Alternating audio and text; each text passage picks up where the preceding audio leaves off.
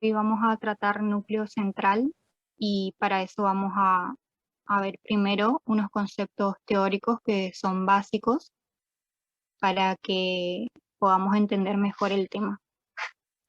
Cuando hablamos de núcleo central, tenemos que tener en cuenta que vamos a estar en el caso de flexión compuesta, ¿cierto?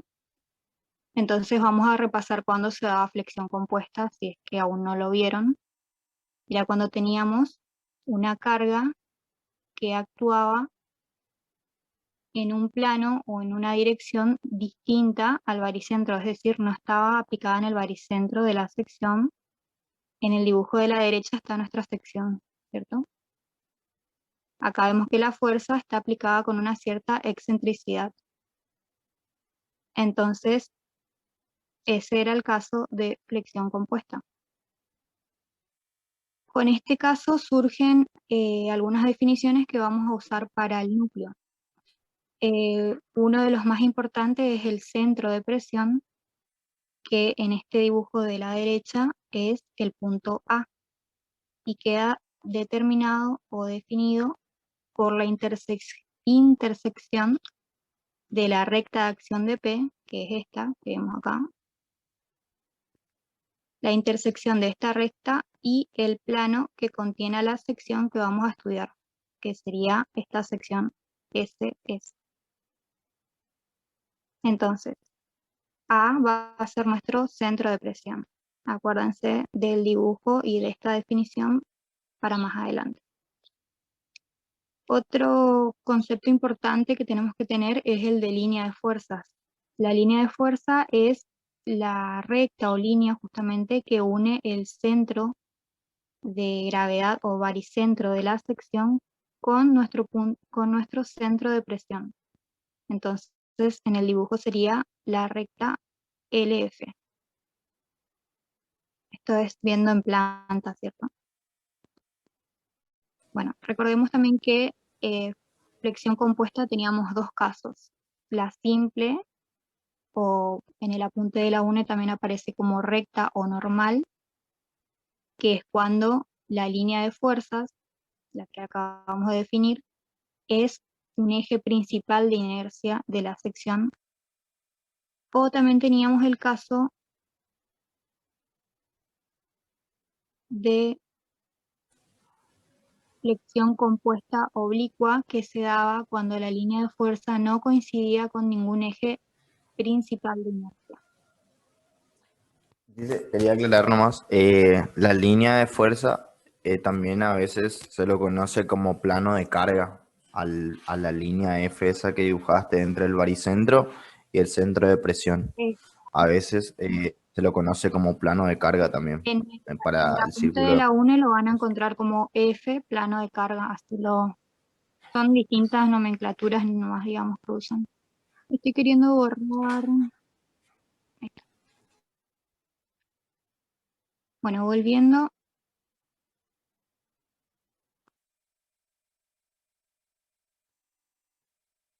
Ahí está. Bueno, entonces, para sacar las tensiones que nos producen esa fuerza, nosotros podemos armar un sistema equivalente, ¿cierto? Que va a ser el de la derecha, el dibujo de la derecha ya les marco. Nosotros lo que podemos hacer es trasladar esta fuerza P al baricentro y tomar un momento que va a ser P por la excentricidad. Entonces, este sistema que armamos acá a la derecha es equivalente al que vimos primero. Hacemos esto para calcular las tensiones, que ustedes ya habrán visto, que en flexión compuesta se calcula de esta manera.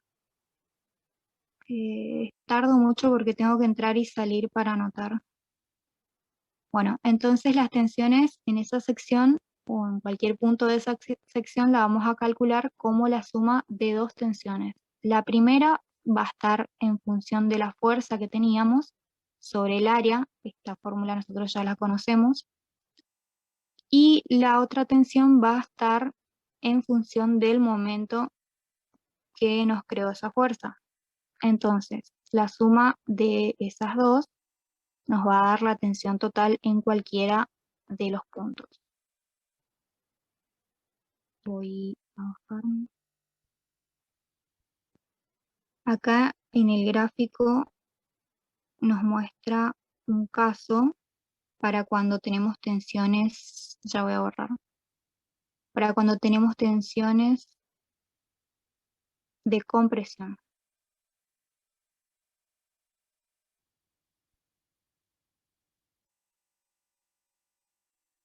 Estoy tratando de borrar, perdón que me haga silencio. Ahí está. Bueno, les decía que nos muestra qué pasa cuando tenemos tensiones de compresión, cómo quedan los diagramas. Y ya vamos a volver a estos diagramas. En la teoría también nos dice cómo determinar el eje neutro. Nos dice, en los casos anteriores, ya vamos a volver al diagrama, el punto N señala el punto donde las tensiones se anulan. Trazando por este punto una perpendicular al eje de la solicitación, queda ubicada la posición del eje neutro. Bueno, ¿a qué se refiere esto? Volviendo a los diagramas, voy a señalar nada más porque escribir y borrar se me complica mucho. Dice, solamente Bueno, vos, entonces, perdón, solamente vos podés usar el sí, lapicito en el Zoom, o yo también puedo. Le quiero explicar básicamente después cuando explicas creo lo de, es para que entiendan físicamente qué es el eje neutro. O sea, con un ejemplito. Todos podemos usar el lápiz. que es ¿Dónde, dónde puedo ocupar? que es ¿no?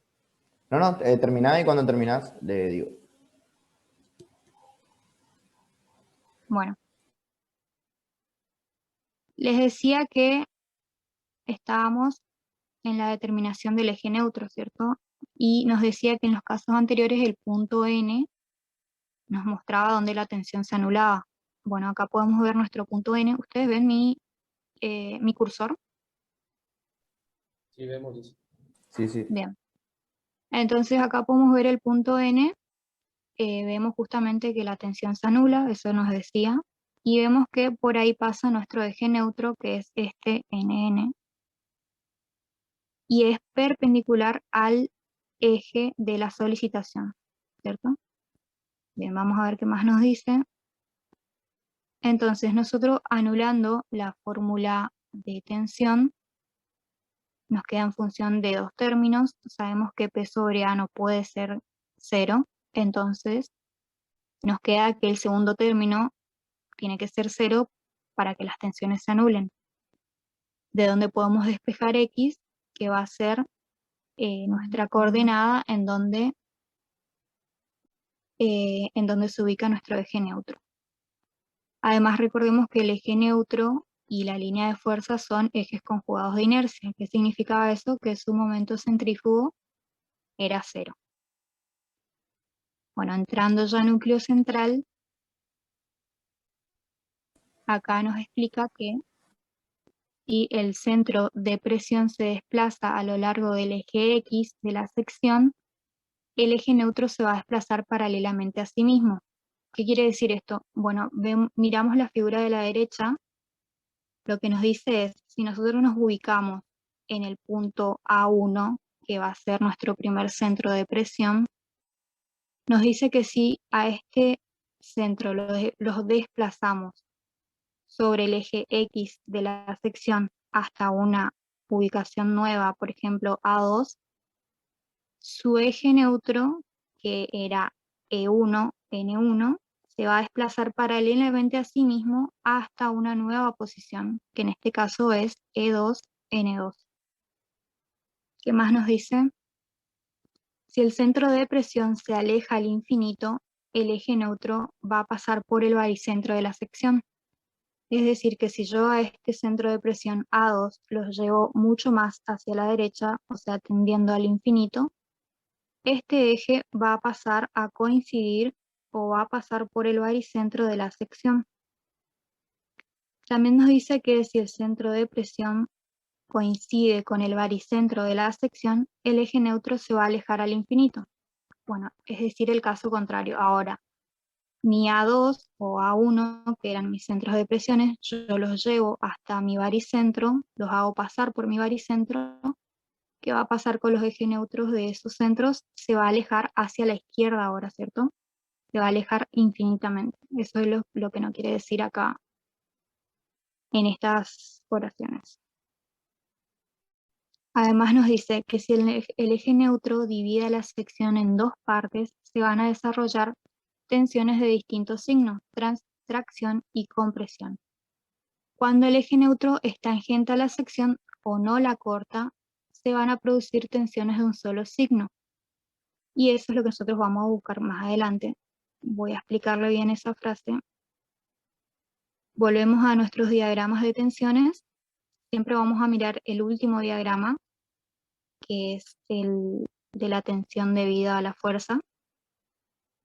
Nos decía la última oración que leí, que cuando el eje neutro corta la sección, como en el caso este del medio, se nos van a producir tensiones de dos signos, como ven acá, tracción y compresión. Y cuando el eje neutro es tangente a la sección, por ejemplo, el último caso, el tercer caso de la derecha, vemos que el eje es tangente a la sección, no la corta, entonces acá tenemos tensiones de un solo signo, en este caso compresión. Y en el primer caso, el de la izquierda, vemos que el eje neutro no es tangente, pero tampoco no corta la sección, y en ese caso también vamos a tener tensiones de un solo signo, que también es compresión, porque este ejemplo nos decía acá arriba que vamos a suponer una tensión de compresión. Entonces, entendiendo eso, podemos definir ahora núcleo central. Nos dice que es el área dentro de la cual debemos encontrar el centro de presión para que la sección sea solicitada únicamente por tensiones de igual signo. O sea, nosotros vamos a buscar el primer y el tercer caso de los diagramas que estábamos mostrando. Además nos dice que las propiedades son: si el centro de presión está ubicado dentro del núcleo central, el eje neutro no corta la sección y se tienen tensiones del mismo signo, lo que habíamos visto en el diagrama. Además, si el centro de presión está ubicado fuera del núcleo central, el eje neutro va a cortar a la sección y se van a tener tensiones de distintos signos, que era el caso 2. Y por último, si el centro de presión está ubicado en el contorno del núcleo central, el eje neutro es tangente a la sección y se tienen tensiones de un solo signo, siendo la mínima igual a 0. Vamos a volver para recordar. Es este caso el último, ¿cierto? Nos dice que el eje neutro es tangente a la sección y que el mínimo valor empieza desde 0. El otro caso era el primero, en donde decía que el eje no es tangente, pero no corta la sección y tenemos tensiones de un solo signo, pero acá ya no comienza desde 0 nuestra tensión. Acá vemos que tenemos un valor mínimo que puede ser cualquiera, X.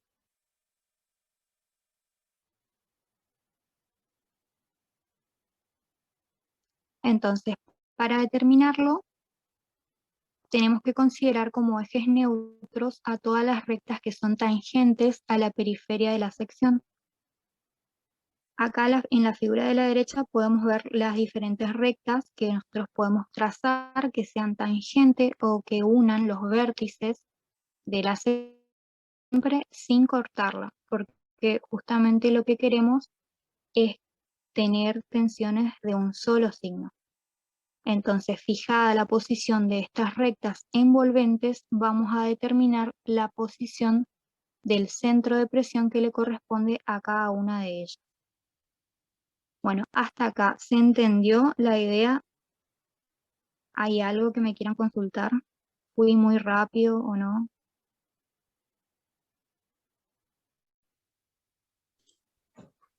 Por mí, bien todavía. Dice, Bien. quiero aclarar lo del, un ejemplito del eje neutro, pero quiero rayar, no sé ¿Dónde uso la Sí, lapicito? ¿dónde crees que suba? No, no, O en sea, cualquier parte, o sea, quiero rayar nomás con el lapicito, pero no sé si yo puedo usar sobre tu hoja. sí, ahí Gerson está rayando. Gerson, ¿dónde veo eso? Al lado, arriba de tu audio, ¿viste? Hay un lapicito. No sé si tenés. A ver, probar. No, yo no tengo, che. Ahí en la parte No. superior dice ver opciones y se desplaza y dice solicitar el control remoto por ahí. Ah, ahí está. Sí, sí, ahí sí. Sanenga. Ahí lo que doy para Bueno, que acá me apareció probar. Ahí está. ahí está. Sí, Para que no sé qué pasó. No veo nada de los comandos ahora. vos estás manejando ahora. Ah, espera. Puedes poner la opción anotar. Dibujar. Ahí puedes usar bastante. Ahí está. Bueno, bueno. Ahora sí. Em, Fíjense que casi siempre cuando analizamos una viga, voy a dibujar una viga un poquito feo. Una viga simplemente apoyada. ¿Ven el dibujito? Ahí no se ve porque, espera, Ah, ahí, ahí, ahí, ahí ahí, tengo que dibujar. O hay una hoja donde esté en blanco para que una partecita que esté en blanco, así puedo rayar bien ahí. ahí, En ahí esta- arriba el dibujo. bueno, ahí. Voy a También considerar. puedes usar la pizarra si quieres. Acá no. Sí, también. Voy a considerar una viga simplemente apoyada.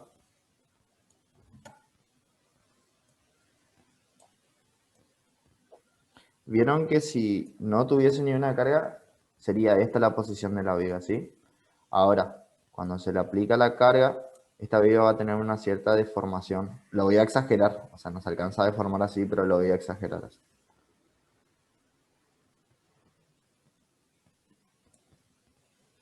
¿Ven? Sí, Bueno, hago lo que puedo con mi pulso. Bueno, fíjense que dependiendo de la deformación de la viga, en la parte de abajo se va a estar traccionando. Acá van a ver fuerzas de tracción y acá van a ver fuerza de compresión. sí, Fíjense como en la parte de arriba, si estuviese comprimiéndose tiene signo negativo y si estuviese traccionando en la parte de abajo tendría signo positivo, ¿sí?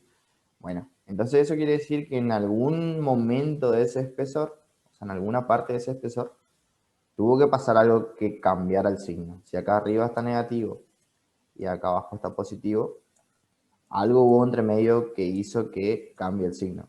O sea, si yo hiciera el diagrama de tensiones al lado, para una sección cualquiera me quedaría algo así, según lo que estaba mostrando Gise recién. Bueno, el eje neutro sí, básicamente es, si consideramos como una cierta cantidad de fibras horizontales uno al lado de otro que se están deformando, el eje neutro vendría a ser una fibra dentro del espesor, el cual no se comprime ni se tracciona. Y esa fibra es única y se llama eje neutro y justamente pasa por la posición acá donde ocurre el cambio en los signos. Si arriba se está comprimiendo y abajo traccionando, como le digo, en algún momento tuvo que haber algo que permita el cambio. Y esa fibra que se encuentra en el espesor se llama eje neutro. Entonces ese eje neutro no se está comprimiendo ni se va a estar traccionando. No sé si se entiende. Ahora este en el caso de que está actuando en el centro. Estoy haciendo más o menos un resumen de lo que le habló, dice. Si yo pusiera una carga acá, el eje neutro se desplazaría, ya no estaría en esta posición. Ya, por ejemplo, a ver si es que puedo borrar.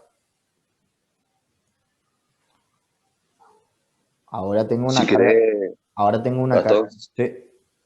si querés, podés dibujarle el perfil, o sea, de frente y al lado el diagrama de tensión. Ahí creo que se va a entender más. Seguramente Gise tiene algo más abajo de lo que estaba explicando. Este es más a grandes rasgos, o Ah, sea, dale, dale. porque el diagrama de tensiones de cada perfil va a ir cambiando. Pero básicamente, si tengo una carga excéntrica, o sea, que está a una cierta distancia del eje que pasa por el baricentro es el punto en el cual se encuentra concentrada toda la masa de la fibra. Si yo estoy aplicando esa carga, como dijo Gise, a una cierta distancia, se va a modificar la posición del eje neutro ese y mi diagrama de tensión ya puede quedar algo. A ver. alcanza a ver? Ya, no sé si se acuerdan que hoy cuando dibujé el eje neutro me quedaba más o menos en el medio, entonces me quedaba proporcional acá arriba y acá abajo. Ahora ya el eje neutro me puede llegar a quedar acá abajo y la parte que se está comprimiendo puede ser mucho más grande que la parte que se está traccionando. Fíjense la diferencia que hay acá. ¿Vieron? Entonces, Sí, ay, no sé qué pasó. Entonces, básicamente, eso es lo que pasa cuando tenemos una carga excéntrica. Cuando tenemos una carga excéntrica, la posición del eje neutro ya no va a ser la original de la sección, sino que se va a estar desplazando. Entonces, ya capaz que no sea proporcional la parte donde se está comprimiendo y la parte donde se va a estar traccionando, sino que ya nuestro diagrama ya no queda totalmente desproporcional. Y ahí se cumplen las condiciones que estuvo hablando Gise, de que si el eje neutro queda, fíjense que acá me queda el eje neutro acá abajo. Ahora, si el eje neutro quedara tangente a la sección, como le dice hoy, ya me llega a quedar un triángulo. Entonces a todo esto se está comprimiendo nada más. No sé si se entiende lo que le quiero explicar. O sea que nosotros calculamos el eje neutro para ver cómo, no sé si entendí bien, para ver qué tipo ¿cómo se llama? De clasificación nos quedaría, Claro, para saber la distancia. vos lo que vas a estar analizando son las tensiones en tu sección. Dónde se va a estar comprimiendo y dónde se va a estar traccionando. Mediante el diagrama de tensiones, entonces vos vas a poder hacer, si es que no tiene ningún problema, si es que no es excéntrica, casi siempre te queda proporcional el gráfico. O sea, el eje neutro te puede llegar a quedar en el medio y te queda esta misma cantidad que se está comprimiendo acá arriba, con la misma cantidad que se está traccionando acá abajo, y el eje neutro te puede llegar a quedar en el medio para que se cumpla esta igualdad de que acá arriba es igual a acá abajo. Ahora, cuando vos tenés excéntrico, ya el eje neutro este no te queda en el medio, ni te queda proporcional lo que se está comprimiendo, lo que se está traccionando, sino que el eje neutro se va desplazando. Y fíjense cómo ya van variando los gráficos. Lo que se está comprimiendo ahora es mucho mayor que lo que se está traccionando. Y si eh, tu eje neutro después te queda tangente a la sección, solamente se va a estar comprimiendo toda la sección. Después Gise le va a explicar, pero a grandes rasgos le quería hacer una idea general de lo que ella le estaba explicando con un ejemplito de una viga simplemente apoyada. No sé si se entiende. sí, Sí, yo le quiero responder a se entendió. Fabri a lo que vos vas, Fabricio, que vamos a estudiar acá. Acá nosotros vamos a hablar de núcleo central. Entonces dijimos que era un área en donde encontrábamos puntos o centros de aplicaciones de carga, ¿cierto? Puntos nucleares se llaman. ¿Para qué vamos a buscar esa área nosotros, ese núcleo? Para que en la sección se nos den tensiones de un solo signo. En este caso, compresión, como el ejemplo que yo mostré, pero puede ser también de un solo signo de tracción, por ejemplo. ¿Y para qué nos sirve eso a nosotros? Porque en las distintas secciones, o sea, ustedes conocen ya a esta altura varias secciones rectangulares, circulares, doble T, sección en U. En cada una de esas secciones, las tensiones, el diagrama de tensiones se da de manera distinta. Entonces nosotros tenemos que saber conocer los diagramas para aprovechar mejor la sección. Porque una sección que trabaja, o sea, un material que trabaja a compresión y a tracción, eh, lo vamos a saber aprovechar mejor conociendo su diagrama. En cambio, hay otros materiales que sabemos que solamente trabajan a compresión, por ejemplo, el hormigón y la mampostería, entonces con esos materiales nosotros vamos a necesitar trabajar con tensiones de un solo signo en la sección para aprovecharla mejor. No sé si me entendieron, porque fui Sí, muy se rápido. entendió eso. Fabri, de lo que te dijo Gise ahí, viste que te dijo que el núcleo central va a ser un área en el cual el diagrama de tensiones te va a quedar de un solo signo. ¿Entendiste esa parte de lo que te dijo? Sí. Bueno, Sí, sí, entendí. o sea que vos vas a encontrar, dentro de la sección vos vas a encontrar un área, por ejemplo, que he dibujado un perfil L. Acá voy a mostrar uno si querés Bueno, acá. bueno, igual quiero cerrar la idea nomás. Un área Ajá, donde te va a producir este tipo de diagrama, mira, el último diagrama que yo te mostré. Viste que te dije que sí, yo a medida que voy variando la excentricidad, o sea, la distancia desde el plano, la línea que pasa por el baricentro a una carga que está distinta de esa línea, va a ir variando la posición del eje neutro como te mostré acá y que ya no va a ser proporcional. Bueno, vas a encontrar el área en el cual tu eje neutro no te queda ni proporcional acá ni acá, sino que te queda, por ejemplo, en el caso que mostró dice tangente a la sección, y fíjate que en tu diagrama todo se está comprimiendo. Acá en este diagrama que yo te hice, casi todo se está comprimiendo y acá poquito se está traccionando. Acá la misma cantidad se está comprimiendo, la misma cantidad se está traccionando, pero mediante el núcleo central vos vas a hallar la posición del eje neutro que va a hacer que tu diagrama de tensiones tenga un solo signo, ¿viste? En este caso, comprimiendo, pero podría estar traccionando, dependiendo del material que vos quieras analizar. No sé si se entiende. Sí, sí, entendí bien, gracias. Dale. ¿Alguien más tiene alguna duda? Se va a cortar el zoom, así que tenemos que volver a entrar. Sí, sí, pero por eso así vemos las dudas hasta acá, porque ya después voy a pasar a cálculo.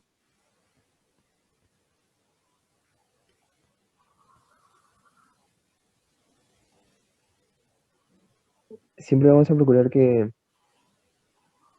el eje neutro se encuentre al borde de la sección o puede ser afuera Para núcleo también. central, sí. Para núcleo central, sí, porque acordate que acá vamos a buscar tensiones de un solo signo. Claro, pero puede quedar tangente como puede quedar afuera lo que le mostró Gis acá. Fíjate que acá el diagrama de tensiones, no sé, ¿se ve? Sí, ¿podés Sí, sacar ese cuadradito que está ahí gastando? Sí, para que me pase largo.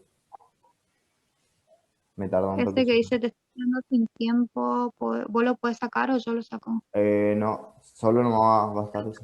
Ahí está, ¿Sacaste? sí. Bueno, fíjate que en este caso el eje neutro está tangente y tu diagrama de tensiones tiene un solo signo. Era lo que más o menos le mostré recién con el caso de la viga simplemente apoyada.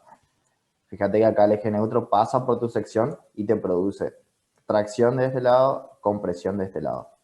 Y fíjate como ahora tu eje neutro está totalmente afuera de tu sección, te está produciendo tensiones de un solo signo. Entonces vos con el núcleo central vas a buscar que se produzca estos tipos de diagramas, que tenga un solo signo tu diagrama, ¿entendés?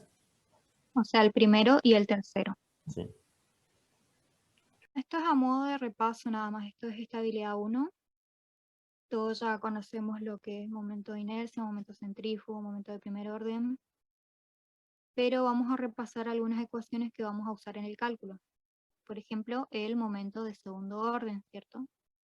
Que es el producto entre el área de la superficie que vamos a estudiar por la distancia a ambos ejes. Ese es uno. Después el momento centrífugo era cuando integrábamos en toda la superficie. Y acá con respecto al momento centrífugo, ¿se acuerdan que podía ser negativo y positivo? Bueno, eso va a influir en nuestro gráfico. Teníamos que positivo era cuando las coordenadas estaban en el primer y segundo cuadrante, porque, a ver, volvamos a la expresión. Tenemos un área multiplicada por dos coordenadas, y nosotros sabemos que el área no es negativa, así que una de las dos coordenadas puede ser negativa, y ahí el momento centrífugo nos va a dar negativo, ¿cierto? Entonces, cuando están en el primer y tercer cuadrante las coordenadas, nos va a dar positivo, y cuando están en el tercer y cuarto en el segundo y cuarto cuadrante, nos va a dar negativo. ¿Dije bien? Sí. Bien, también teníamos el momento de inercia respecto a un solo eje, que era cuando multiplicábamos la misma distancia al cuadrado por el área. Ya vamos a ver bien esto después, con un ejemplo numérico. Cabe Teníamos también aclarar, el radio. perdón, cabe aclarar que Sí. cada sección va a tener su propio momento de inercia centrífugo, su propio momento de inercia, o sea, todo eso va a variar de la forma geométrica que tenga la sección. En este caso, nosotros, si son figuras compuestas, podemos calcular mediante el teorema de Steiner y otros teoremas se puede calcular, o en el caso de que usemos perfiles, la mayoría de los perfiles están tabulados, así que como le decía Gis en la clase, Leandro en la clase anterior, hay tablas de perfiles donde ya tienen los valores de los momentos de inercia centrífugo, los momentos de inercia, entonces no hace falta calcular porque ya está tabulado, pero va a depender de la forma en que tenga la sección. Sí, en este caso vamos a calcular casi siempre en núcleo central, así que es bueno repasar cómo se calculaban, porque las tablas no nos van a ayudar mucho acá. Bueno, después teníamos el radio de giro, que es sería la división entre el momento de inercia sobre la superficie en la cual estamos trabajando. Después teníamos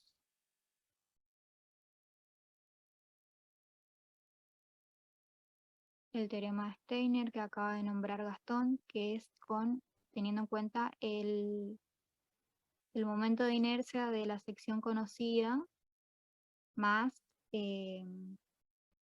las áreas las cuales estamos trabajando, ¿no? Claro, hay algunas, Esto, si no perdón, se acuerdan, vamos. hay secciones en la cual es fácil encontrar la posición del baricentro mediante, vieron que acá dice, más abajo dice, le mostraste en el teorema de Steiner, X, G y G creo que allá va las coordenadas del baricentro. Más abajo. ¿Me escuchás? ¿Cómo?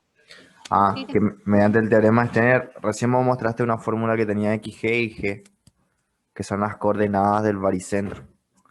Hay secciones que son sí. simétricas, por decirlo así, y es fácil encontrar el baricentro de la sección. Pero hay figuras compuestas, o por ejemplo, si ustedes ven en las tablas el perfil L o el perfil C, van a ver que la posición del baricentro está capaz que afuera de la sección, o sea, no está en una posición conocida o que sea fácil de encontrarlo. Entonces, mediante este teorema, el teorema de Steiner, vamos a ir analizando la forma geométrica, podemos ir dividiendo, por ejemplo, un perfil L en dos rectángulos, y eso es lo que dice, mostró ahí una área y la distancia al cuadrado, y mediante este teorema vamos a poder hallar las coordenadas de XG y de IG cuando las figuras no son simétricas. ¿Sí?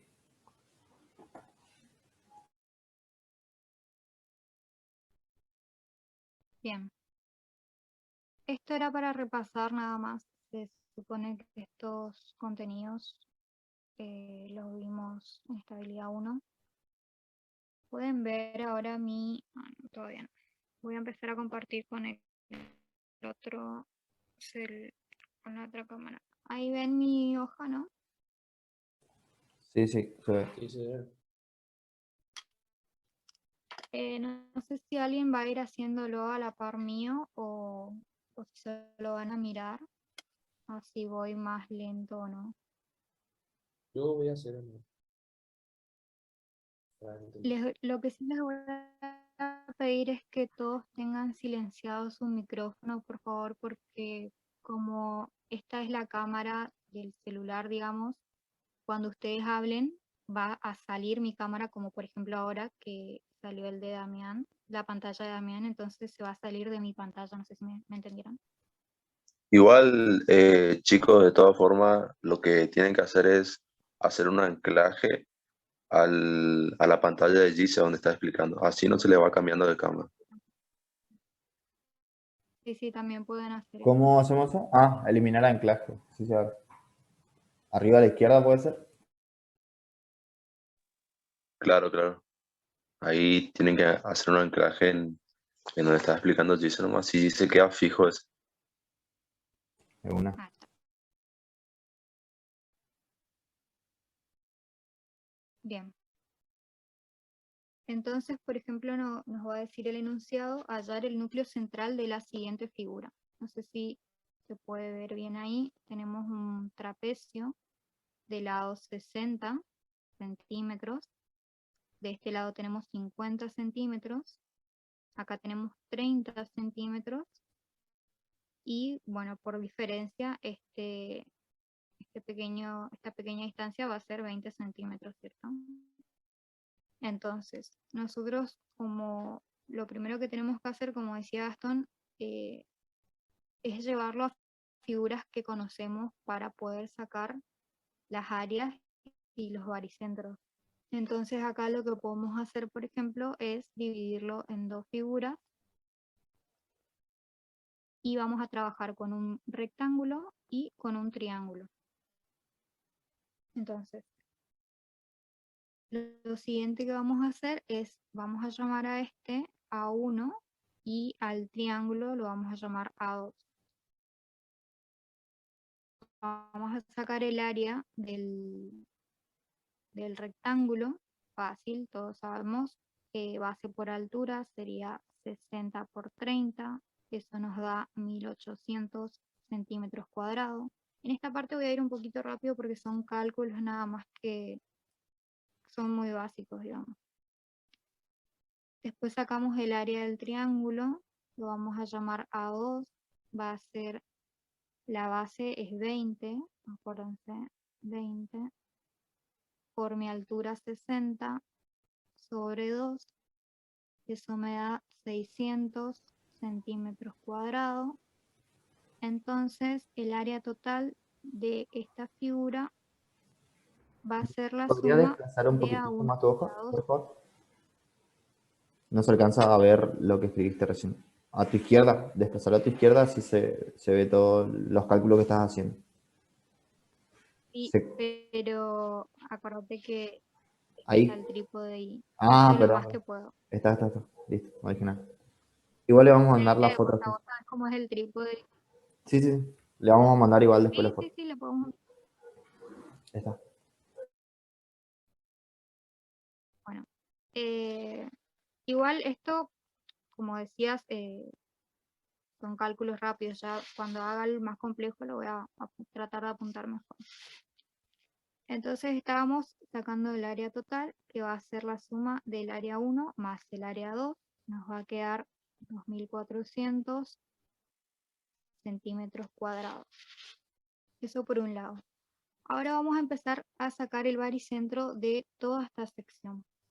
Lo que yo suelo hacer es sacar primero el baricentro de las secciones que conocemos, ¿no? Para ubicarnos. Por ejemplo, acá va a estar el baricentro del rectángulo, ¿no? Y el baricentro del triángulo sabemos que va a estar a 1/3 de la altura, que aproximadamente sería por acá, y a 1/3 desde este punto, a 1/3 de la base, ¿no? Si lo contamos desde acá, va a ser 2/3. Hasta ahí estamos. Perdón, problemas técnicos.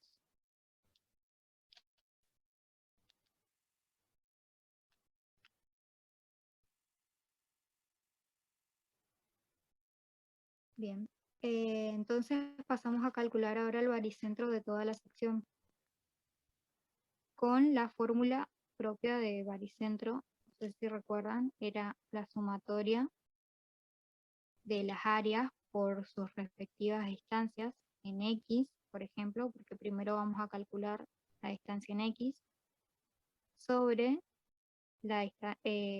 sobre el área total. Entonces, bueno, cuando empezamos a calcular el baricentro de toda la sección, yo les recomendaría que se pongan un eje de coordenadas, digamos, un sistema, y pongan o decidan ustedes dónde quieren su cero del sistema.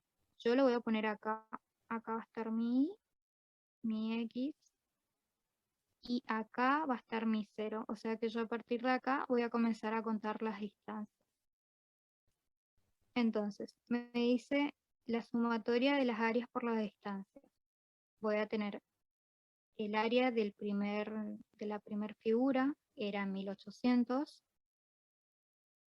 por mi distancia en X hacia mi primer baricentro, que sería en este caso 30, ¿cierto? Porque es simplemente la mitad del rectángulo, más el área 2, que era 600, por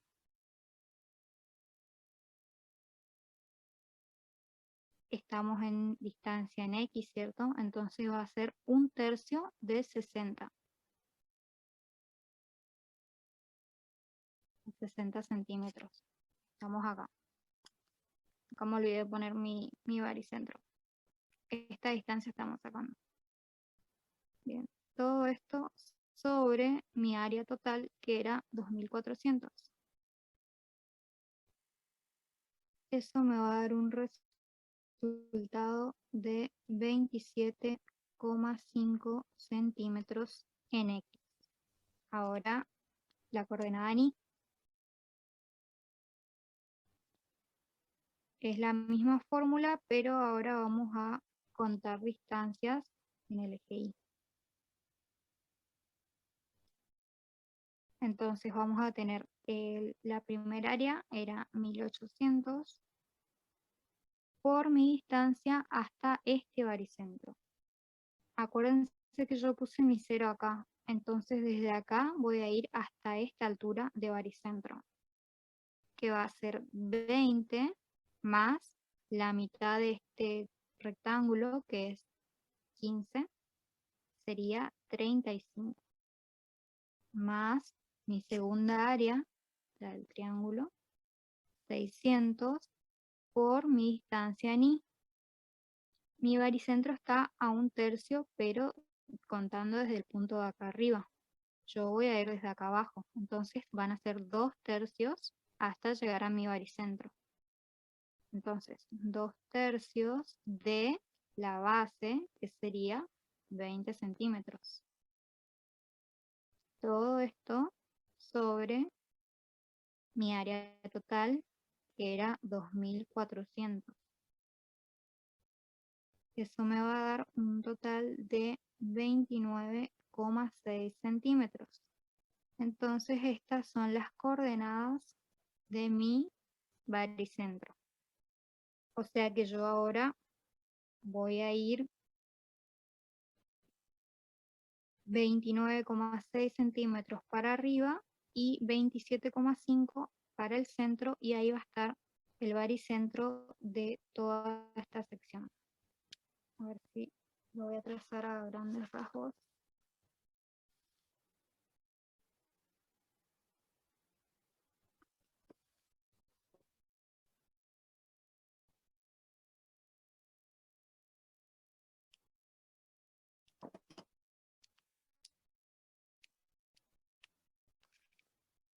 Por este baricentro van a pasar los ejes baricéntricos, propiamente dicho, IG, XG. ¿Se acuerdan?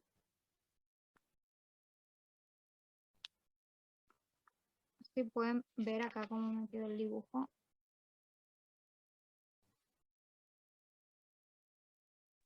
Bueno, Sí, se ve. una vez que tenemos entonces las coordenadas de nuestro baricentro, vamos a pasar a calcular los momentos de inercia.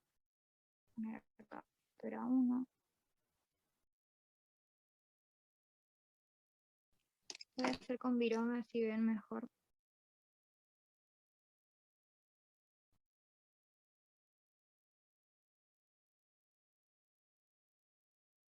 Bueno,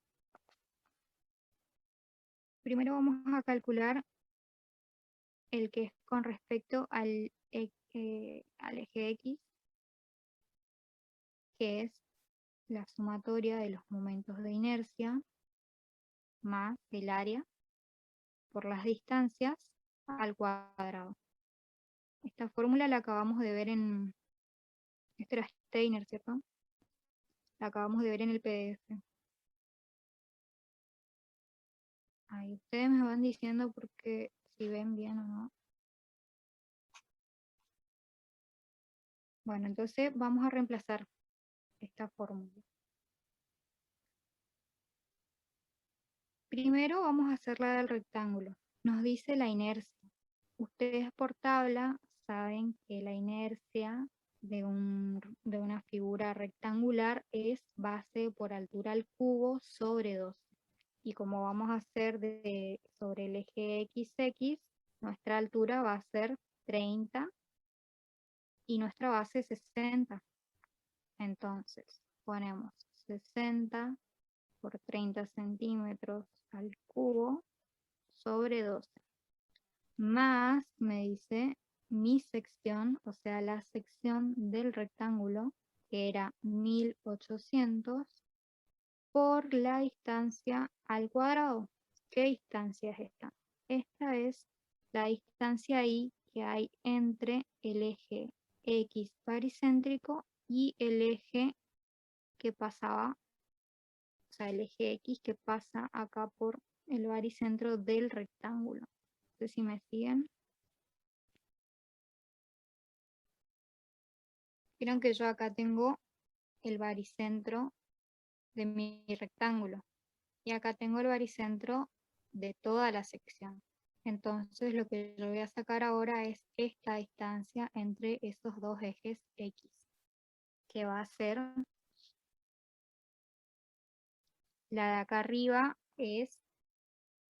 eran los 20 más los 15, entonces vamos a tener 35 centímetros, menos la de acá abajo es 29,6,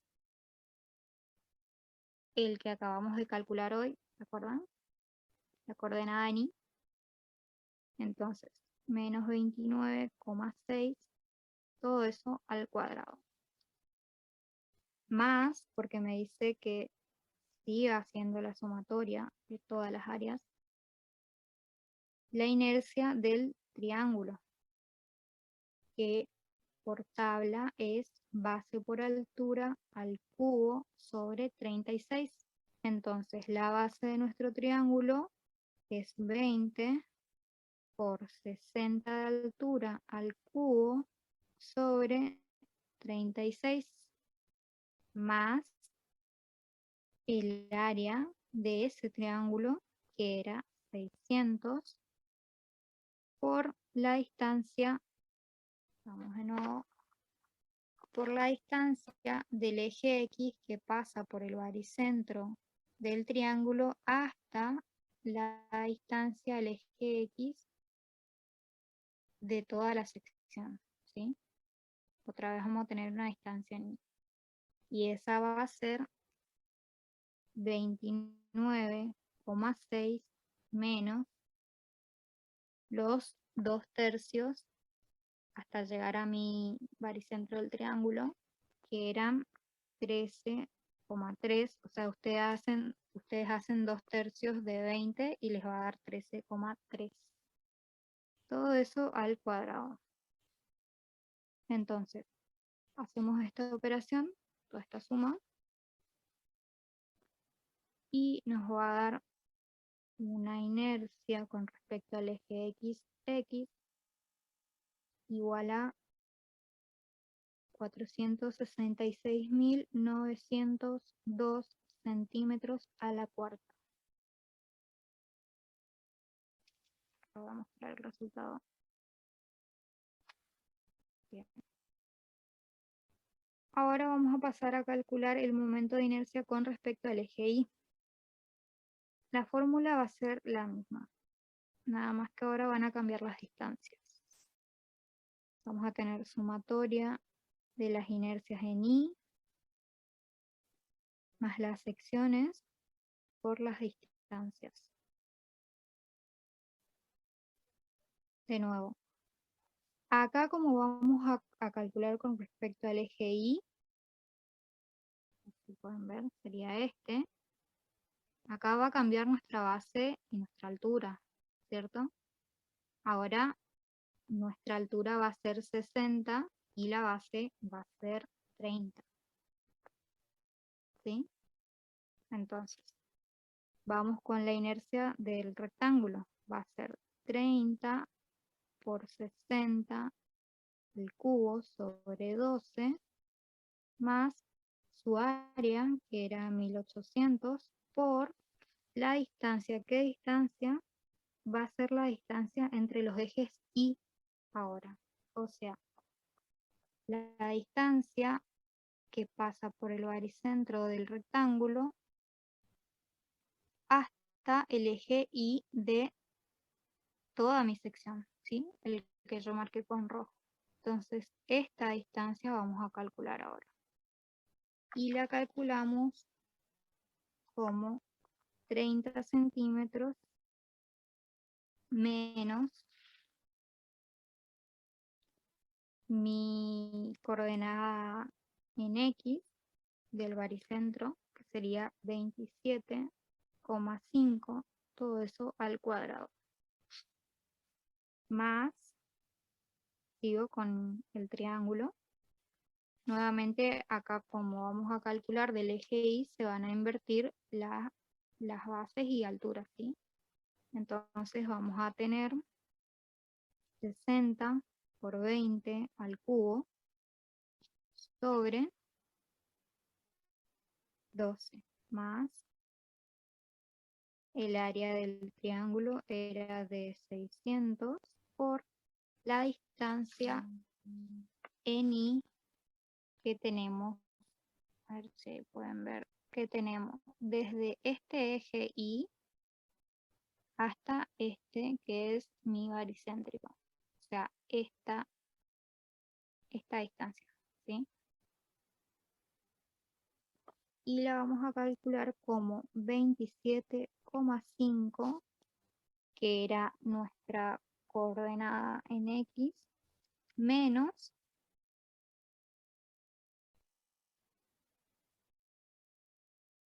20 centímetros. ¿Por qué 20 centímetros? Porque es 1/3 de 60. Nos da 20, ¿sí? Entonces, hacemos toda esa operación y a mí me da una inercia con respecto a Y igual a 598.333 centímetros a la cuarta. Me avisan cuando quedan 1 o 2 minutos y cambiamos de Zoom. Bueno, hasta acá tenemos los momentos de inercia con respecto a los ejes. Ahora nos falta el centrífugo, que es con respecto a los dos ejes. Entonces, ese se calculaba como G, X, G va a ser igual a el área por mi X por mi distancia en Y más mi área 2 por mi distancia en X 2 y mi distancia en Y 2. ¿Cómo era esto? Era mi sección 1, siempre el rectángulo, era 1800 por, me está diciendo ahora la distancia,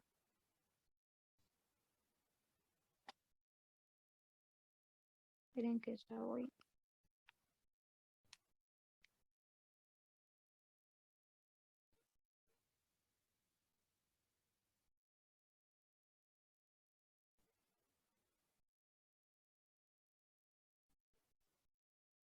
¿27,5 sería la distancia de aquí? No, la distancia es esta ahora, mira. Como nosotros vamos a calcular de los dos ejes, entonces ahora vamos a tomar, estamos acá, ¿cierto? Estamos con la primera figura. Entonces ahora vamos a tomar esta distancia en X y esta distancia en Y. Nosotros ya lo calculamos anteriormente, nada más que lo estaba buscando para que no se confundan. Y nos da,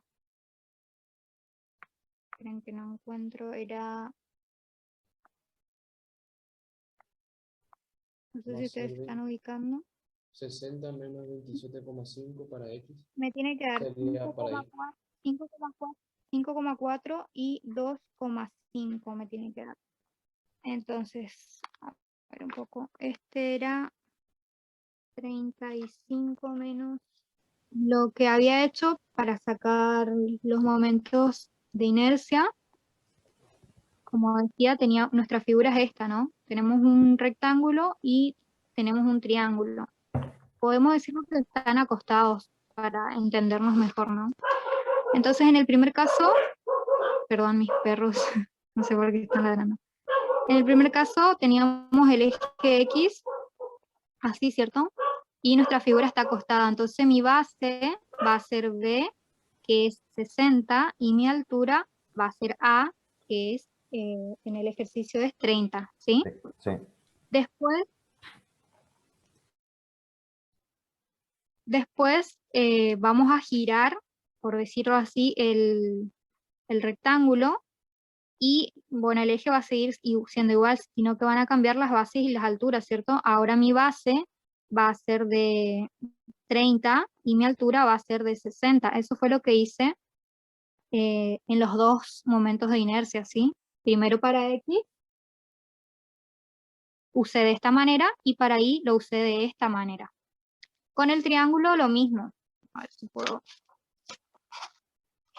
Con el triángulo fue lo mismo. Primero para el eje X usé de base 60 centímetros y de altura 20. Bueno, ahora pasamos a graficar el núcleo, ¿cierto? Ya tenemos los datos que vamos a necesitar. El primer paso es elegir escalas. Vamos a elegir una escala de dibujo para dibujar nuestra sección. Yo en este caso elegí 10 centímetros o sea, 10 centímetros cada 1 centímetro. Y para la inercia elegí 100.000 centímetros cada centímetro. Ustedes eso lo van manejando como quieren, pero a mí me entró bien en la hoja de esta manera. Entonces, lo primero que hacemos, una vez que tengamos las escalas, es dibujar nuestra sección haciendo coincidir el baricentro con el centro de nuestro sistema de referencia. Vieron que mi eje Y y mi eje X está pasando por este baricentro, esto está todo a escala. Acá están las coordenadas de mi baricentro, ¿se acuerdan que habíamos sacado 29,6 en Y y 27,5 en X? ¿Sí?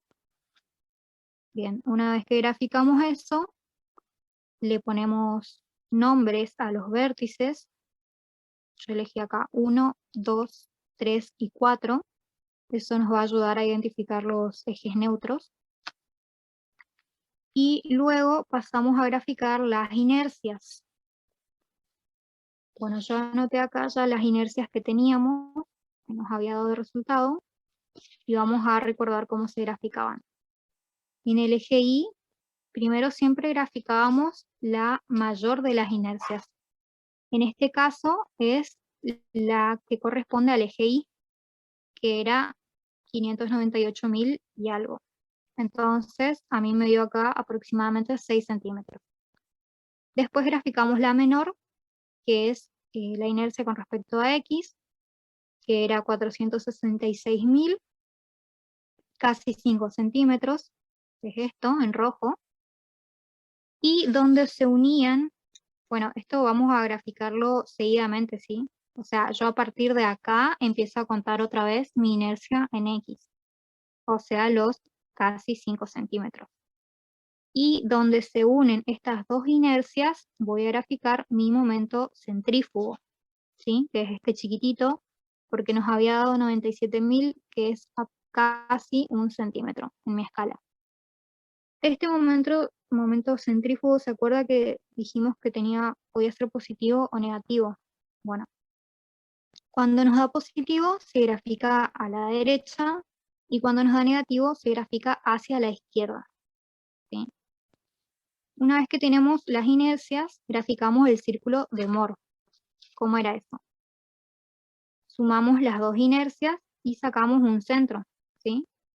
O sea, sumamos 598 más 466.000, eso nos da más o menos 1.000.000 y algo. Claro, acá simplemente sumamos lo que es la inercia en Y más la inercia en X, a mí me daba 1.000.000 y algo. A eso lo dividimos en dos para encontrar el radio o el centro de lo que es nuestra circunferencia. Lo marcamos y a partir de ahí marcamos el círculo de Mohr, ¿cierto? Ustedes ya saben hacer. Por estabilidad 1 nos queda algo así. ¿Estamos hasta ahí? Bueno. ¿Se acuerdan que en el PDF habíamos hablado de que teníamos que trabajar con ejes neutros que no corten a la sección? Entonces nuestros ejes neutros van a ser el 1, 2, el 2, 3, el 3, 4 y el 4, 1 o 1, 4. ¿Sí? Este, por ejemplo, no es un eje neutro porque ahí está claramente cortando la sección. Siempre tiene que ser tangente o a lo sumo unir sus vértices, pero no cortarla. Bueno, vamos a empezar. A modo de repaso, ¿se acuerdan por qué el eje neutro, en este caso que considero GISE, es el 1, 2, el 2, 3, el 3, 4 y el 4, 1? ¿Se acuerdan por qué ella está analizando la posición del eje neutro en esa parte? ¿Alguien que quiera responder? Porque estamos Algún buscando valiente diría. tensión de un solo signo, ¿cierto? Exacto, sí, tal cual. Ella va a analizar esos 4 ejes neutros que son tangentes a la sección, porque esos 4 ejes neutros van a hacer de que el diagrama de tensiones esté con un solo signo. Entonces, mediante el análisis de esos ejes neutros, ella lo que va a hacer es hallar un área, que es el núcleo central, en el cual todas las tensiones que estén en la figura van a tener un solo signo. ¿Entienden? Bueno, entonces, lo primero que tenemos que hacer es hallar la dirección conjugada de este eje, para luego poder marcar en esa dirección conjugada el punto nuclear. Entonces, lo que hacemos es trasladar una paralela al eje neutro 1, 2, que pase por el baricentro. Vamos a trazar simbólicamente nada más porque vemos que coincide con el eje X, y esa paralela nos va a marcar un punto en la circunferencia que en este caso nada más coincide con G, que es nuestro baricentro, ¿sí? A ese punto lo vamos a llamar A. No lo voy a escribir acá porque después se nos va a armar un quilombo, pero en los otros casos sí ya lo voy a empezar a escribir. Entonces, ese punto A, que nos queda determinado en la circunferencia, lo vamos a unir con el punto principal de Mohr, que es acá donde termina la inercia centrífuga, ¿se acuerdan? Entonces, voy a unir mi punto A con mi punto principal de Mohr, y lo voy a prolongar hasta cortar a la circunferencia en otro punto que lo voy a denominar punto B. Uniendo este punto B con el baricentro de mi sección, que en este caso nada más coincide, o sea, coincide con la misma recta que trazamos, voy a obtener mi primer eje conjugado, que lo voy a llamar conjugado 1, 2. Una vez que tengo el eje conjugado, tengo que hallar el punto nuclear. ¿Cómo lo hacemos? Voy hasta mi eje neutro, 1, 2, voy a prolongarlo un poco, y voy a mi eje neutro baricéntrico. ¿Se acuerdan que nosotros hicimos pasar una paralela por el baricentro? Bueno, ahora sí lo voy a trazar, lo voy a prolongar un poco. Y voy a trazar una línea de referencia en cualquier distancia, no importa, puede ser acá, acá, ustedes van a ir viendo cómo les quede mejor en la hoja. Yo voy a trazarlo acá a una línea de referencia que tiene que ser perpendicular a esta línea que era nuestro eje neutro baricéntrico, ¿sí? Trazo, esto es sin escala nada más, los trazo a ojo. Y sobre mi eje neutro baricéntrico, que está pasando por acá, a partir de la línea de referencia que hice, voy a marcar mi radio de giro. ¿Cuánto era nuestro radio de giro? Bueno, acá como sé qué radio de giro voy a marcar. Como podemos ver, estamos en el eje X. Entonces, el radio de giro que voy a elegir es el correspondiente al eje X. que nos había dado 13,95. Para el radio de giro también hay que elegir una escala. Yo elegí de 10 en 1, o sea que acá voy a marcar, mi radio era 13,95, casi 14 sería, o sea que voy a tener 1,4 centímetros, aproximadamente 1,4 centímetros. Este va a ser mi radio de giro en X. Y voy a unir el final de mi radio de giro con el punto de intersección de mi eje neutro con la línea de referencia que yo acabo de hacer, ¿sí? Lo uno con una cuerda nada más. Entonces, vamos a llamar este punto 1 y 2, que después nos va a servir para ubicarnos. Acá nos queda determinado, esta distancia es x0. ¿Se acuerdan que la habíamos calculado analíticamente? Es la distancia desde el baricentro hasta el eje neutro que nosotros elegimos. Dice, Y Damián ahora, preguntó algo en el chat, si es que ese no era 1,4 centímetros.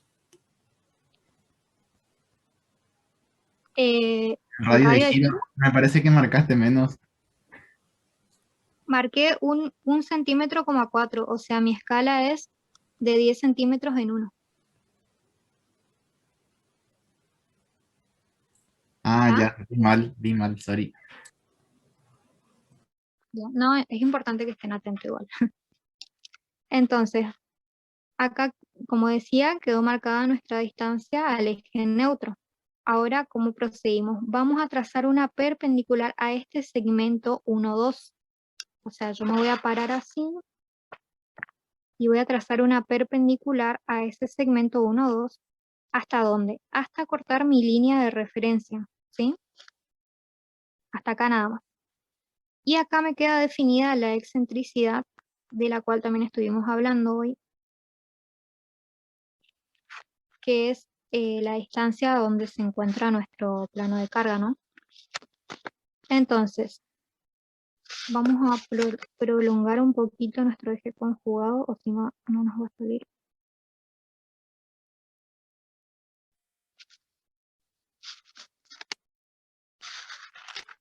Bueno, entonces trazamos la perpendicular acá, marco el ángulo, y por este punto que nos quedó definido en la línea de referencia que yo hice, voy a ir paralelamente a mi eje neutro hasta cortar mi eje conjugado 1, 2, y ahí voy a marcar el punto nuclear 1. ¿Vieron? Este es mi eje conjugado que habíamos sacado, ¿sí? ¿Puede ver bien?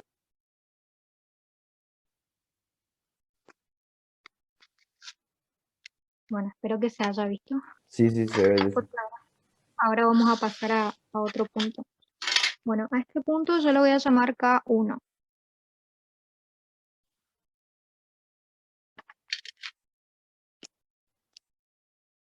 Bien, ahora pasamos a otro eje neutro. Vamos al 2, 3. Y procedemos de la misma manera. O sea, trasladamos una paralela que pase por el baricentro de la sección y nos corte al punto en una circunferencia. Vamos a hacer, vamos a trazar la paralela, nos va a cortar el punto en la circunferencia. A ese punto se acuerda que lo llamábamos A. Ese punto A lo vamos a unir con nuestro punto principal de Moore, que estaba acá, y lo vamos a prolongar hasta que corte nuevamente la circunferencia en un punto B.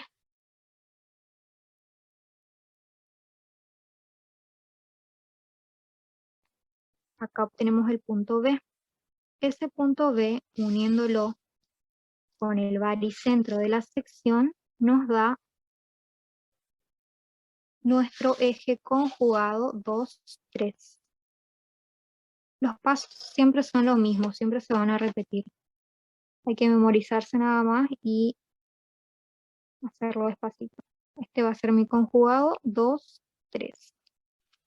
Dice, si quieres una consulta ahí porque me olvidé. Sí. ¿Viste cuando tenemos el eje conjugado 2, 3 y lo desplazamos hacia, en este caso coincide con el baricentro. Pero ¿de qué va a depender ese desplazamiento? ¿Cómo de qué va a depender el desplazamiento? Por ejemplo, este Siempre eje es neutro, hacia el baricentro. O sea, siempre, yo tengo, siempre, sí. Yo tengo mi eje 2, 3, siempre lo voy a llevar una paralela hasta el baricentro, siempre. El 1, 2, ¿se acuerda que también trajimos una paralela hasta acá?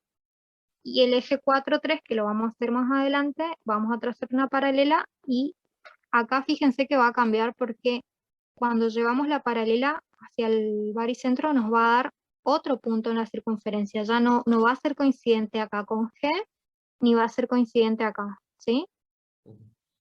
Por eso les digo que los pasos son lo mismo, pero le van cambiando los puntos nada más. Bueno, sigamos. Ya teníamos nuestro eje conjugado 2, 3. Ahora tenemos que hallar el punto nuclear que está sobre esa recta, ¿sí? Entonces, lo que hacíamos es ir a nuestro eje neutro, estábamos trabajando en el 2, 3, vamos a prolongar un poquito ese eje, vamos a prolongar un poquito el eje Y porque es la paralela, digamos, al eje neutro. Vamos a trazar otra vez una línea de referencia que es perpendicular, o sea, si ustedes ven, siempre pongo la regla acá en perpendicular al eje neutro, trazamos la línea de referencia y volvemos a marcar el radio de giro. En este caso, como estamos en el eje Y, vamos a marcar el radio de giro correspondiente a ese eje, que en este caso era 15,8. Recordemos que la escala era de 10 en 1, entonces yo voy a marcar casi 10, sí, casi 16. No, otra vez se me está acabando el tiempo. Voy a marcar entonces 1,6 centímetros aproximadamente, ¿sí? Ese es nuestro radio de giro. Ahí teníamos que unir con el punto que nos quedaba del eje neutro con la línea de referencia, que era este, ¿sí? Lo unimos. Y acá teníamos el punto 1 y 2. Ahí teníamos que hacer la perpendicular a ese segmento 1, 2, hasta cortar nuestra línea de referencia.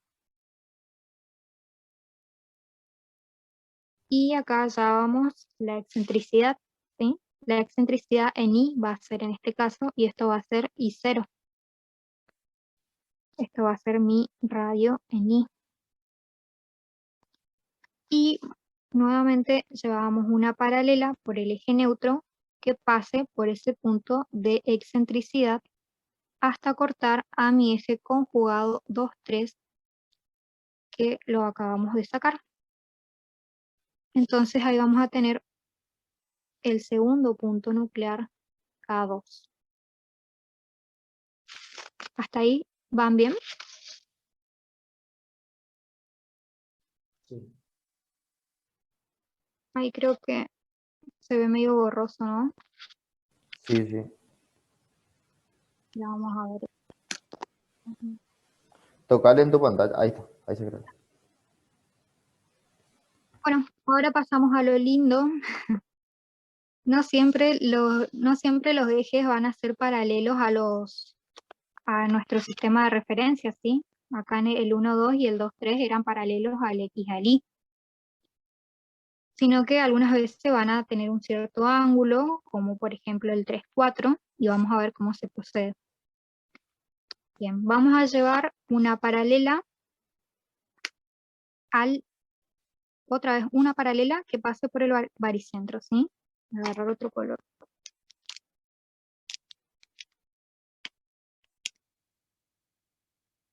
Llevo una paralela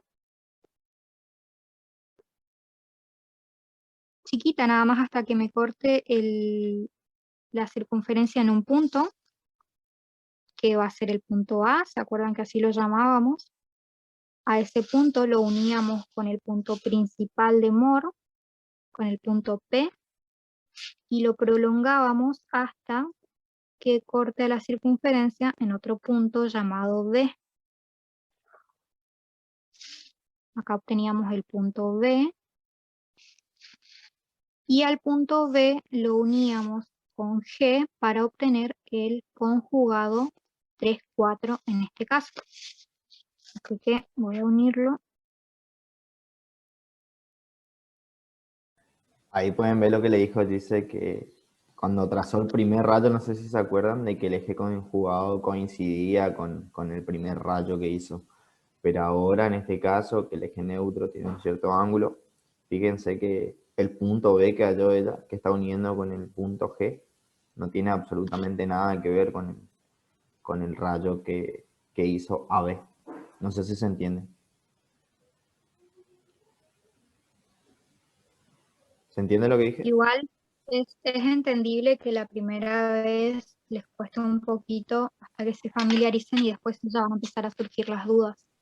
Sí, Sí, Pero bueno. ahora cuando mandes la foto lo podemos hacer con detenimiento y ahí seguro van a haber más dudas y después te volvemos a preguntar. sí, sí. Sí, no hay problema, no hay problema. Los ejercicios que te dan en el final son así, eh, Sí, o Claro, como una tenemos clase que te larguitos. muestran un ejercicio y empiezan a rayar todo el pizarrón y no entendí nada. ¿Este es un ejercicio final o no? Sí, por eso yo le dije hoy que los valores estaban corroborados porque con este final se aprobó. Claro. Queda 5 minutos, dice, para que se corte el Ah, Zoom. bueno. Bueno, voy rápido. ¿Vale? Entonces ya habíamos encontrado el eje conjugado 3, 4, ¿sí? Pero, ¿qué pasa cuando nosotros queremos hacer el mismo procedimiento que veníamos haciendo? Vamos a extender este eje. A ver, ahí se ve mejor. Sí. Voy a extender este eje, que ahora ya no es paralelo ni a Y ni a X, y voy a trazar la paralela sobre, voy a extender, digamos, mi eje neutro, 3, 4, que a la vez es paralelo al eje neutro baricéntrico. ¿Y qué pasaba? Yo acá tenía que trazar una perpendicular, la línea de referencia, ¿se acuerdan que estábamos trazando? Que era esta, por ejemplo, para el I. Ahora voy a trazar acá la perpendicular, y acá yo voy a tener que marcar un radio de giro. ¿Cuál va a ser ese radio de giro? Porque ahora ya no estamos ni con el eje X ni con el eje Y. Así que vamos a tener que calcular otro radio de giro que va a ser para ese eje en particular, que lo vamos a llamar N.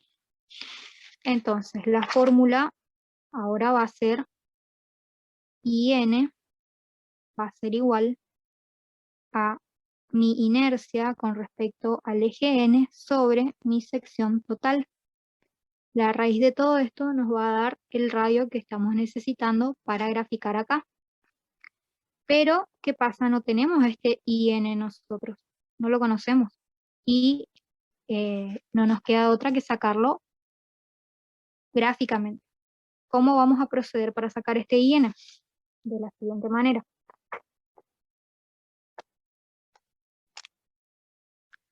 ¿Se acuerdan que nosotros llevamos una paralela al eje 3, 4 que pase por G y nos cortaba en un punto A? ¿Sí? Bueno, en este mismo punto A vamos a hacer una línea que una A con mi centro de la circunferencia. Con el centro, ¿eh? No se confundan con este punto de intersección. Con el centro.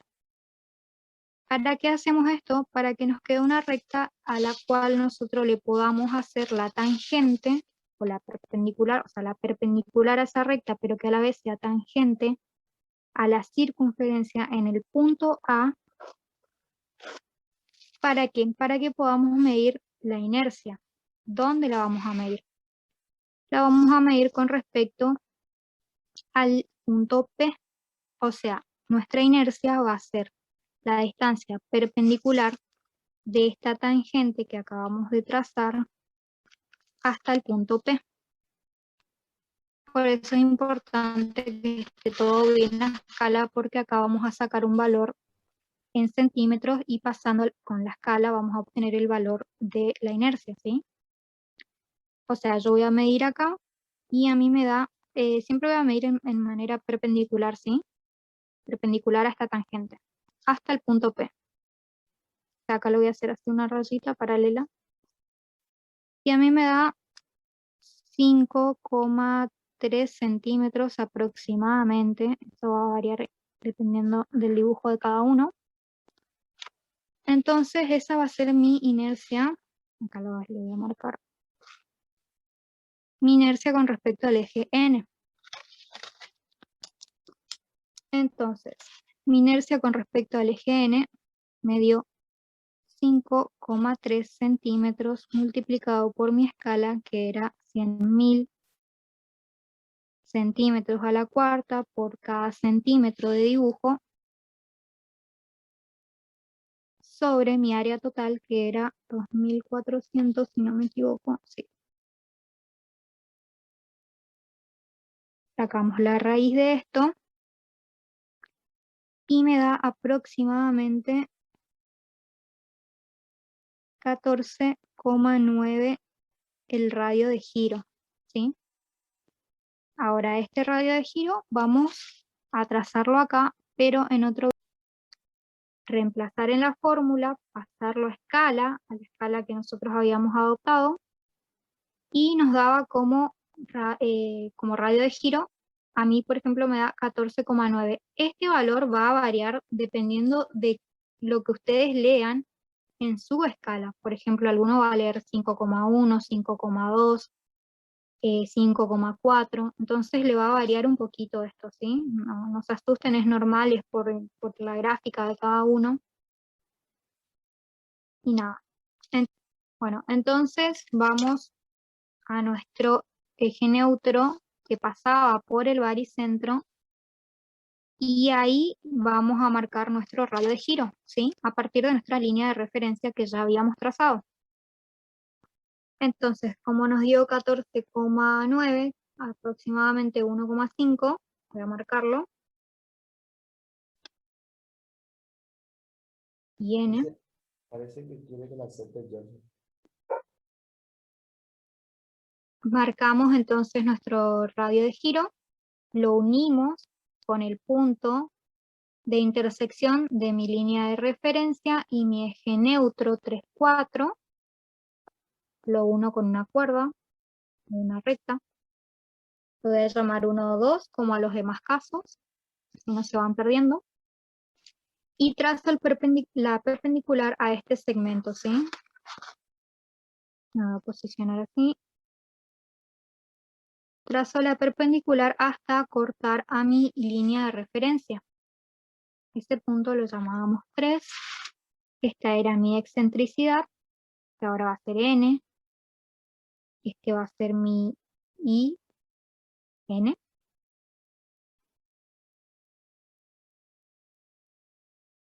Y ahora lo que hacíamos era trazar una paralela que pase por ese punto 3 hasta cortar a mi eje conjugado.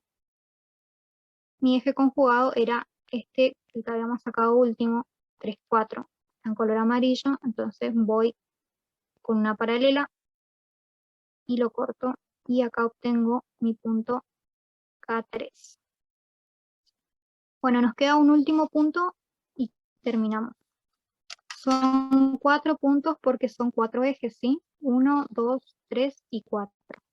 Ya hicimos este y este, nos queda el 4, 1, que vamos a ver que es más fácil porque es paralelo al eje 2, 3. Entonces ya tenemos la dirección conjugada. O sea que cuando tenemos ejes paralelos y sacamos la dirección conjugada de uno, ese eje conjugado va a ser válido para los dos, ¿sí? Vamos a ver, vamos a hacerlo igual, ¿sí? Trazamos una paralela al eje 1, 4, que pase por mi baricentro y me va a definir un punto A en la circunferencia, ¿sí? Ese punto A yo lo uno con P, mi punto principal, lo prolongo hasta cortar a la circunferencia y voy a obtener un punto B. Voy a obtener un punto B. Tengo el punto B en la circunferencia, 1B con G y obtengo el eje conjugado 1, 4, pero que coincide con el 2, 3, que ya lo habíamos calculado nosotros, por eso está ya con color, acá pueden ver un color celeste, ¿sí? Entonces ahora lo único que tenemos que hacer es calcular el punto nuclear que va a estar sobre ese eje, ¿sí? Entonces vamos hacia el eje neutro, 1, 4, lo prolongamos hasta la línea de referencia, que yo ya la tengo porque ya trabajé con el eje 2, 3. Voy a unir ese punto con mi radio de giro, ya lo tengo marcado, va a ser el mismo radio de giro porque estamos con respecto al eje Y. Entonces lo voy a unir. Ahora este va a ser mi 1, mi 2, y a partir de este segmento voy a trazar la perpendicular, ¿sí? Quedaría algo así. Ustedes lo van a hacer más prolijo. Acá está mi perpendicular, ¿sí? Y me va a definir un nuevo punto en mi línea de referencia, el cual sobre ese punto yo voy a llevar una paralela a mi eje 1, 4 hasta cortar a mi eje conjugado, que estaba en celeste, ¿sí? Entonces voy hasta arriba y acá voy a obtener el último punto que lo voy a llamar K4. Entonces le voy a hacer un zoom. Bueno, primero voy a marcar. Una vez que tenemos los 4 puntos, los voy a unir. Los uno y me queda determinado mi núcleo central. Ahí les voy a hacer un zoom. Y ahí se pueden ver los 4 puntos que sacamos, ¿sí? Y esa figura que queda determinada es nuestro núcleo central. Bueno, esto sería todo un ejercicio de núcleo. Acá terminaría, chicos. ¿Alguna consulta? Muy bien, gracias por todo. Vieron que le quedó un polígono ahí, uniendo los puntos que hizo Gise, le quedó el núcleo central, que por definición Gise había dicho de que era el área donde se encontraban, ¿cómo era, Gise? El tema de los... Es el área donde se tiene que encontrar los puntos de presión para que esta sección tenga solamente tensiones de un solo signo. Exactamente. Eso que dijo Gise. Si ustedes consideran puntos de presión fuera de ese polígono, más que seguro una parte de su sección va a estar comprimiendo y la otra parte va a estar traccionando, ¿sí? Si el mismo. punto de presión se encuentra dentro del polígono, el diagrama de tensiones va a tener un solo signo. O se va a estar comprimiendo solamente o se va a estar traccionando solamente. Básicamente eso es la definición de núcleo central. O sea, eso es lo que se busca encontrar con este ejercicio. No sé si se entiende. Sí, se entiende bien.